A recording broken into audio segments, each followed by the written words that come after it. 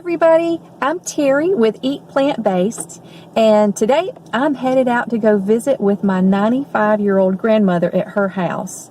And while I am there, I'm going to talk to her a little bit about what she ate and her family ate growing up as a kid nearly a century ago. So if you're curious and want to hear what she has to say, stay tuned.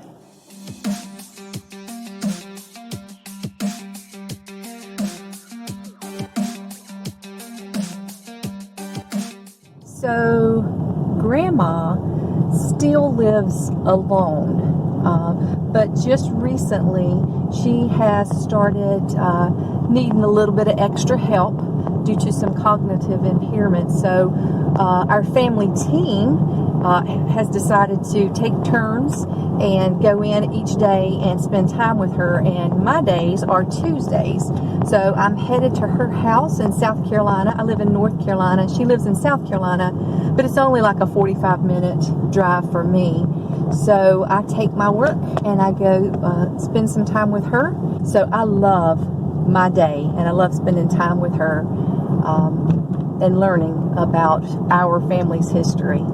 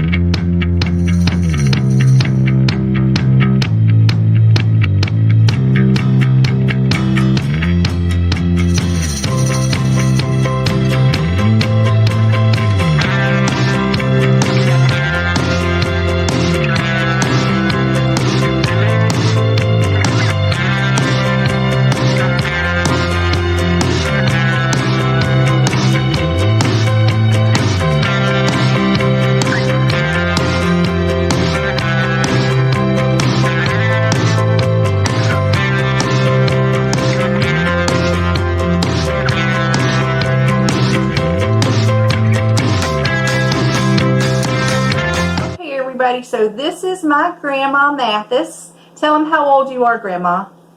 I'm 95 years old. That's right. And Grandma still lives by herself here at her house. And Tuesdays I come and visit with her and we spend the day together. And I love hearing the old stories about her growing up as a child. So I'm going to ask her a few questions. So Grandma, when you were growing up, when you were a little girl, tell me about your gardens that your daddy planted.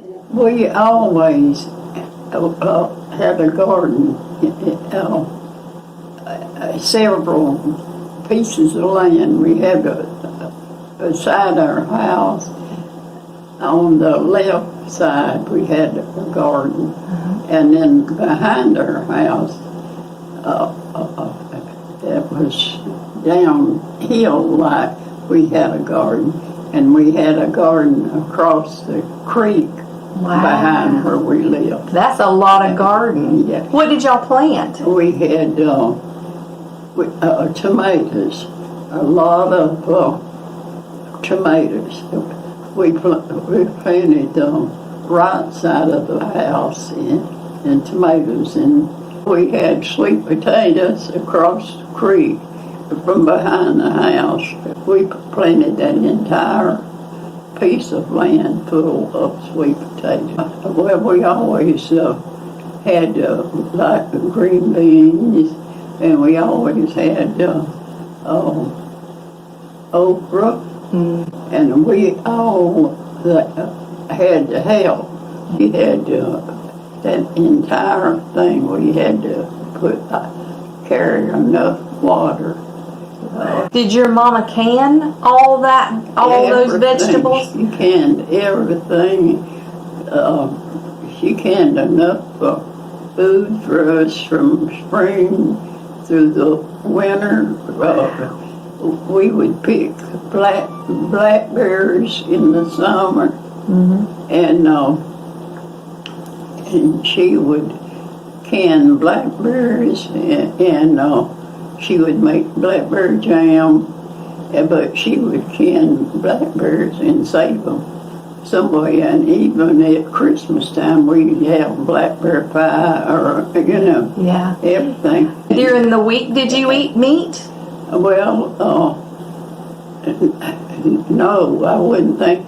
We didn't have much meat. Now, on Sunday morning, we always had steak and gravy. Always. And we knowed on Sunday morning when we got up, we was going to have steak and gravy for breakfast. I remember one time, sometime back, you told me that when you were little, that y'all didn't eat a whole lot of meat. You had chickens and you had a cow, but most of the time it was Sunday. Yeah. Was that right, when the preacher came? Yeah, sometimes we had the preacher come in on Sunday eating with, and my dad always, when he went to church, he asked them to come in and eat with us. So the conversation with my grandmother was basically that even though she grew up on a farm all those years ago, they really didn't eat a lot of meat. She's told me a couple of times over the last few years that though they had a cow and some pigs and chickens, there were 10 in their family, and they didn't have a lot of money, so they didn't eat a lot of meat. They mostly grew their food and canned their food and ate that, and Sundays were special. So on Sundays, when the preacher came after church, which he often did, or family members or friends, and they were feeding people and entertaining, that is when they would eat meat. So I thought that was interesting when she told me that all those years ago. As a matter of fact, I interviewed 2 other ladies that were about the same age that aren't related, and they gave me the same story. Even they didn't grow up together.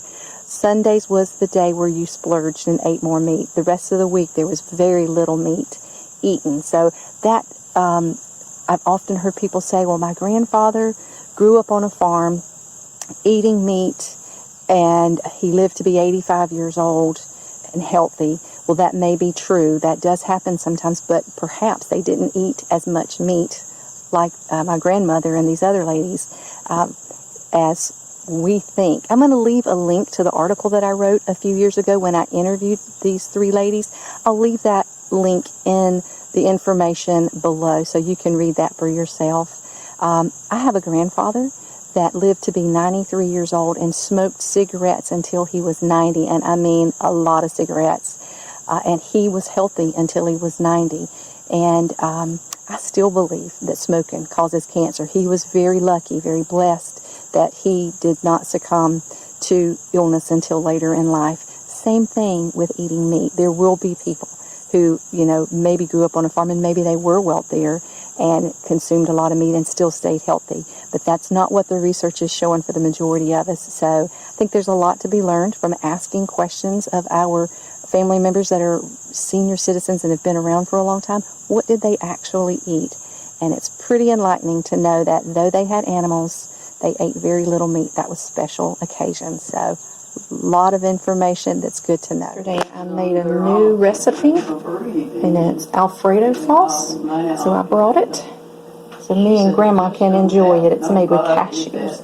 It's a pasta Alfredo sauce. About to try it out on Grandma. All right, you see yourself, Grandma? Yeah. Okay, everybody. Grandma and I are going for a road trip.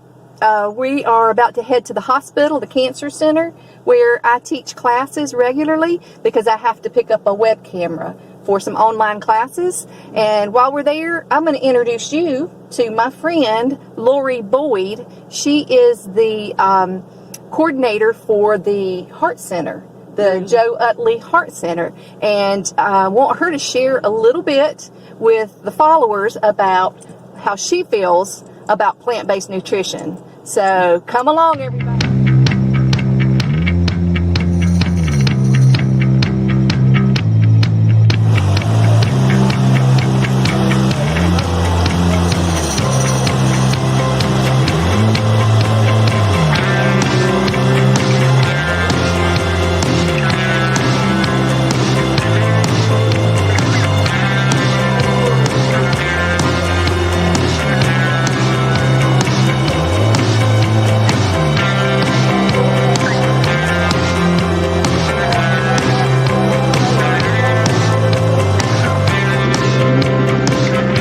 everybody. So I am at the hospital, actually the cancer center is part of the hospital, picking up a webcam for classes that got delayed back in March.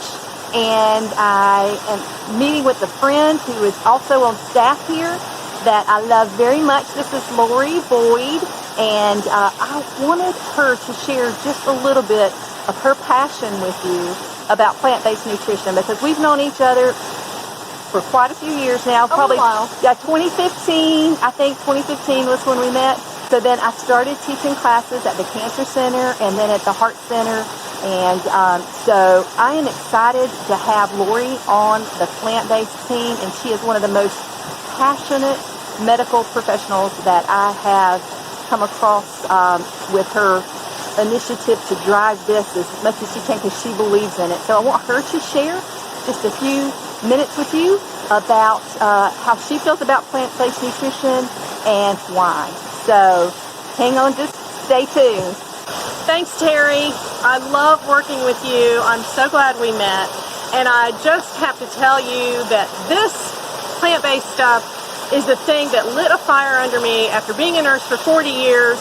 I found this about 7 years ago, changed my life personally, but it also really gave me purpose to help people live as healthfully as possible for as long as possible. And that's really what this is all about.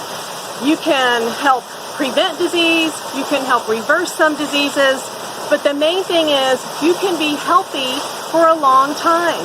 You want to have a health span, not just a lifespan. During this pandemic, it's really important that we nourish our bodies in the most optimal way. And that way, I truly believe, and I have seen, and science shows us, is with whole food plant-based nutrition. Cutting out junk food, cutting out fat, sugar, salt as much as possible, eating oil-free, having those fresh fruits, vegetables, legumes, the beans, all of those wonderful things, the grains. Those are the things that power our immune system and are going to help keep us healthy.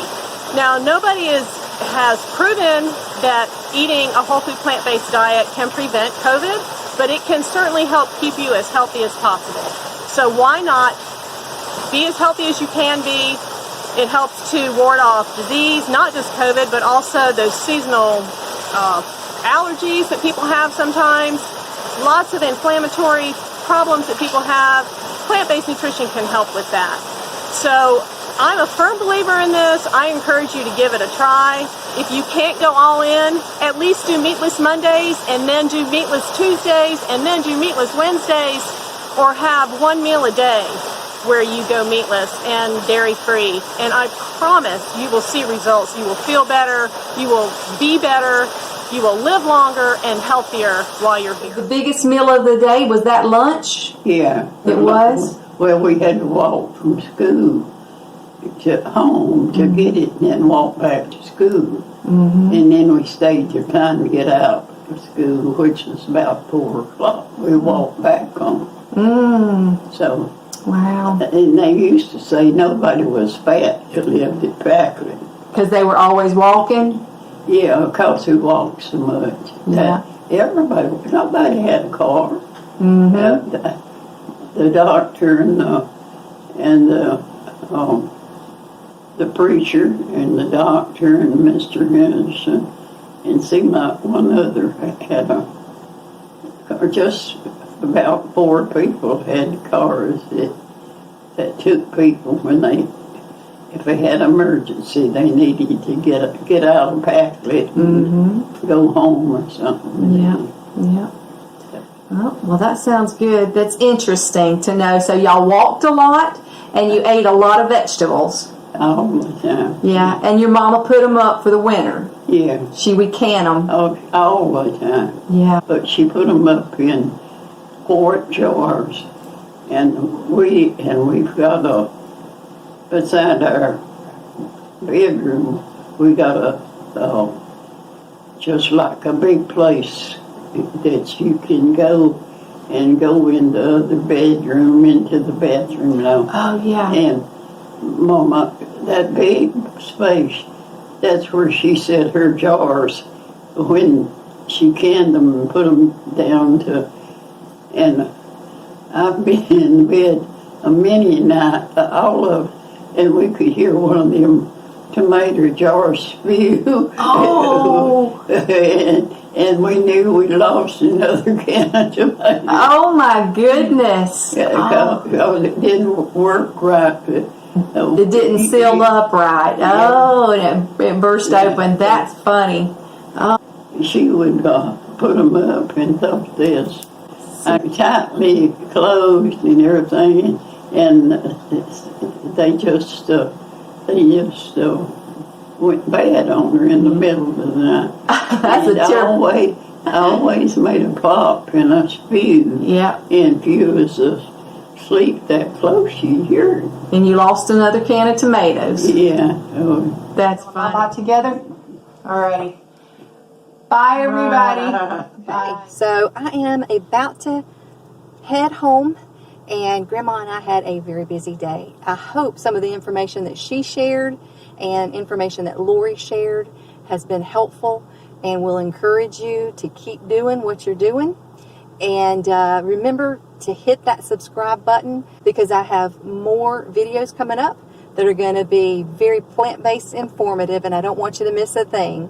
So y'all take care. Until next week, y'all. Bye. Stay safe.